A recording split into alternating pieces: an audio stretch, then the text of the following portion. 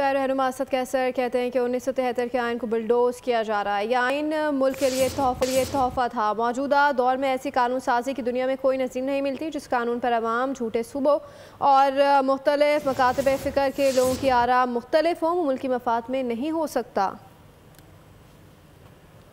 آئین میں جس طرح اس میں امینڈمنٹ کی جا رہی ہے اور جس طرح ماحول بنایا جا رہا ہے کہ زور اور جبر اور رزق کے ذریعے سے قانون سازی ہو رہی ہے، تو اس کا کیا میسج آئے گا؟ کیا کوئی آئین اس طرح بھی بنتا ہے جس پہ عوام کی، چھوٹے صوبوں کی، تمام مختلف فکر کے لوگوں کی آراء جو ہے نا وہ ڈیفرنٹ ہو اور اس کا کوئی لحاظ اور کوئی خیال نہ رکھا جائے؟ تو اس طرح رویے سے ملک نقصان کا متحمل ہو سکتا ہے۔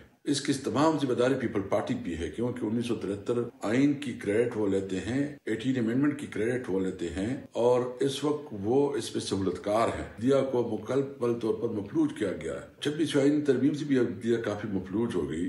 ابھی 27 آئین ترمیم کے بعد اگر آپ ججز کے ٹرانسفر بھی کریں تو کون جج پھر جو ہے نا انصاف کے مطابق فیصلے کرے گا؟ ہم سب نے مل کے اس کے خلاف آواز اٹھانی ہے۔